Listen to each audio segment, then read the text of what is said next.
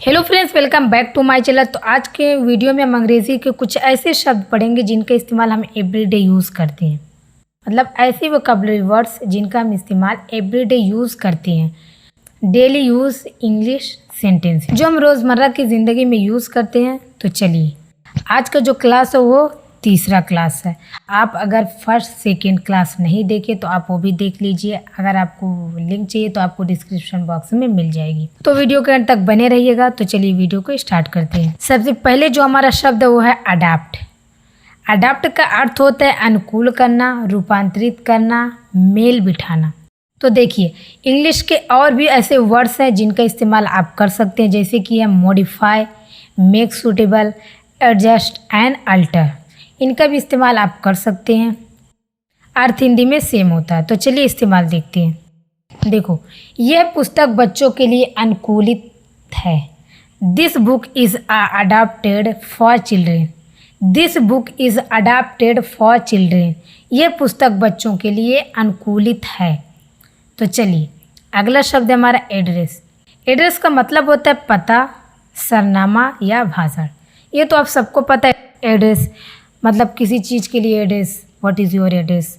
तो देखिए, कई वर्ड्स ऐसे इंग्लिश का जो आप इस्तेमाल कर सकते हैं एड्रेस की जगह पर। देखो, location, details of place, speech, इनका भी इस्तेमाल आप कर सकते हैं। तो चलिए इस्तेमाल देखते हैं। तो देखिए, मैं उसका पता भूल गया। I forgot his address. I forgot his address. मैं उसका पता भूल गया। फॉरगॉट का मतलब होता है भूलना। तो देखिए, अगला शब्द हमारा एडुकेट। एडुकेट का मतलब होता है हिंदी में अर्थ होता है पर्याप्त, उचित या योग्य। तो देखिए, और भी इंग्लिश के वर्ड्स हैं, जैसे कि है सफिशेंट, इनफ, कॉम्पिटेंट। क्या? Sufficient, enough and competent. इनका भी अर्थ हिंदी में सेम होता है। इनका भी आप इस्तेमाल करिए। तो चलिए इस्तेमाल देखते हैं। व्यापार शुरू करने के लिए आपको पर्याप्त धन की आवश्यकता होती है। You need adequate funds to start a business. You need adequate funds to start a business। मतलब वैसा, मतलब हिंदी में जो व्यापार होता है उसको हम इंग्लिश में बिजनेस कहते हैं। शुरू करने के लिए आपको पर्याप्त धन की आवश्यकता होती है। अगला शब्द हमारा अडॉप्ट। अडॉप्ट का हिंदी में अर्थ होता है स्वीकार करना, गोद लेना, पसंद करना। राइट। तो देखिए, आप जैसे कि है take into relationship, accept, choose and take over. इनका भी अर्थ हिंदी में सेम होता है। जैसे कि अडॉप्ट की जगह पे आप इनका भी इस्तेमाल कर सकते हैं। वह आपके वाक्य के ऊपर डिपेंड करता है। तो चलिए इस्तेमाल देखते हैं। देखो, मुझे नहीं पता था कि मुझे गोद लिया गया था। I didn't know I was adopted. I didn't know I was adopted. मुझे नहीं पता था कि मुझे गोद लिया गया था। तो चलिए, अगला शब्द है हमारा एडवांस। एडवांस का मतलब होता है आगे बढ़ना, सुधारना, विकसित होना। राइट। इनका अर्थ यही होता है, लेकिन इंग्लिश में और भी वर्ड्स हैं, जैसे कि go forward, improve and increase. इनका भी अर्थ हिंदी में सेम होता है। तो देखिए, आप इन पे भी सेंटेंस बनाइए और कमेंट में ज़रूर बताइए। तो चलिए इस्तेमाल देखते हैं, क्योंकि इस्तेमाल से आपको और बेहतर से और अच्छे से आप समझ जाएंगे। देखो, आपको अपने किराए का अग्रिम भुगतान करना चाहिए। You should pay your rent in advance.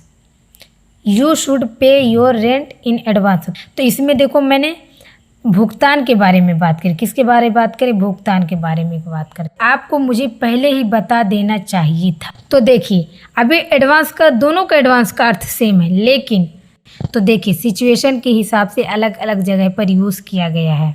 You should have told me in advance. आपको मुझे पहले ही बता देना चाहिए था। क्योंकि आप एकदम ध्यान से देखिए, पहले एडवांस का इस्तेमाल कहाँ हुआ और दूसरे एडवांस का इस्तेमाल एग्जाम्पल किधर किया गया। तो चलिए, अगला शब्द हमारा एडवांचर। एडवांचर का अर्थ होता है हिंदी में जोखिम कार्य, साहस करना। क्या होता है? जोखिम कार्य, साहस करना। लेकिन और भी इंग्लिश के वर्ड्स हैं, जैसे कि एक्साइटिंग, एक्सपीरियंस, रिस्क। इसका भी अर्थ सेम होता है हिंदी में। इनका भी अर्थ हिंदी में वही होता है, जोखिम कार्य, साहस करना। तो चलिए इस्तेमाल देख। मैंने साहसिक कहानियों की एक किताब पढ़ी। I read a book of adventure stories. I read a book of adventure stories. मैंने साहसिक कहानियों की एक किताब पढ़ी। देखो, एडवेंचर का मतलब हो गया साहसिक एंड स्टोरीज का मतलब क्या हो गया, कहानी। अब देखिए अगला शब्द हमारा एडवर्टाइज। एडवर्टाइज तो आप सभी को पता है, कई तरीके से एडवर्टाइज किया जाता है। तो देखो इनका अर्थ होता है विज्ञापन करना, घोषित करना। क्या होता है, विज्ञापन करना एंड घोषित करना। अब देखिए इंग्लिश के वर्ड से देखिए, एडवर्टाइज के अलावा भी है state publicly and announce openly. तो चलिए इस्तेमाल देखते हैं, इनका एग्जाम्पल देखते हैं। स्टोर बिक्री का विज्ञापन कर रहे हैं। The store is advertising a sale. The store is advertising a sale. Store बिक्री का विज्ञापन कर रहा है। तो चलिए अगला शब्द है एडवाइस। एडवाइस का मतलब होता है सलाह, सूचना, उपदेश। क्या होता है, सलाह, सूचना, उपदेश। लेकिन एडवाइस के अलावा भी इस्तेमाल है इंग्लिश में, जैसे कि काउंसिल, इंफॉर्मेशन, ओपिनियन गिवन।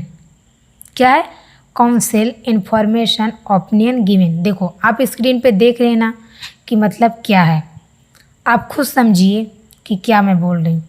तो चलिए इस्तेमाल देखते हैं, क्योंकि इस्तेमाल से आपको और बेहतर से समझ जाए।